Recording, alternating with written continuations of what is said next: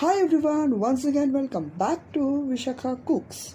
डाळ तांदूळापासून केले जाणारे आप्पे आपण नेहमीच करत असतो, जे की वेळखाऊ आहेत. आज आपण करणार आहोत रव्यापासून केले जाणारे इन्स्टंट आप्पे.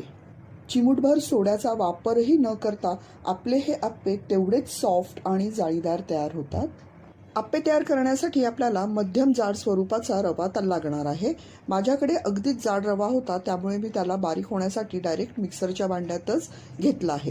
त्याचसोबत आपण 1 वाटी दही आणि 2 चमचे बेसन सोबत अर्धा चमचा साखरही घालून व्यवस्थित मिक्स करून घेणार आहोत. एका भांड्यात काढून घ्यायचं आहे हे सगळं आणि आपल्या आवश्यकतेनुसार, आपल्या आवडीनुसार आपल्याला ह्याच्यात भाज्या ॲड ऑन करायच्या आहेत.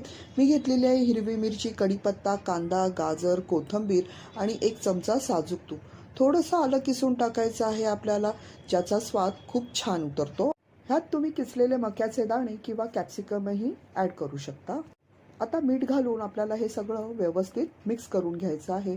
आवश्यकतेनुसार पाणी घालायचं आहे आणि रवा फुलण्यासाठी आपल्याला 10 मिनटं रेस्टिंग टाईम द्यायचा आहे. या 10 मिनिटात आपण चटणी तयार करून घेणार आहोत.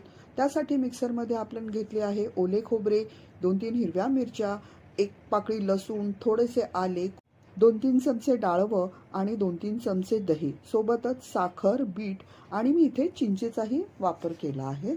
हे आपण व्यवस्थित बारीक वाटून घेणार आहोत. खरंच सांगते, चटणी अगदी अप्रतिम झाली होती. आता आपल्याला बॅटर आणि चटणी दोघांवरही खमंग चुरचुरीत फोडणी घालून घ्यायची आहे. सर्वप्रथम मी बॅटरसाठी फोडणी तयार करत आहे. ह्यासाठी तेलावर मी मोहरी, जिरे, कढीपत्ता आणि हिंग ह्याची चुरचुरीत फोडणी करून बॅटरवर घालून व्यवस्थित मिक्स करून घेतलं आहे. हे साईडला ठेवून आता आपल्याला चटणीवर फोडणी करायची आहे. ह्यासाठी जिरे वगळून मी फक्त मोहरी, कढीपत्ता आणि हिंग ह्याची फोडणी करून ती चटणीवर ओतली आहे. झाली आपली चटणी आणि बॅटर तयार. आता गॅसवर आपल्याला आप्पे पात्र ठेवून त्याच्यात साजूक तूप किंवा तेलाचा वापर करून आपल्याला बॅटर हे घालून घ्यायचं आहे. मंद गॅसवर आपल्याला हे आप्पे झाकण ठेवून 5-1 मिनटं होऊ द्यायचे आहेत. एका साईडने व्यवस्थित हलका ब्राऊन कलर आला की आपल्याला ते पुन्हा पलटून दुसऱ्या साईडनेही व्यवस्थित शेकवून घ्यायचे आहे.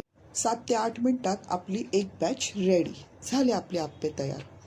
तुम्हाला एक सांगावंसं वाटतं, तुमच्याजवळ वेळ असेल तर बेसनऐवजी पाववाटी उडदाची डाळ 2-3 तास भिजत ठेवून ती वाटून त्यात दिलेल्या प्रमाणात, म्हणजे 1 वाटी रवा, 1 वाटी दही आणि पाव चमचा इनो वापरून बॅटर तयार करा आणि आप्पे करा. खात्रीने सांगते, तुम्हाला हे आप्पे नक्की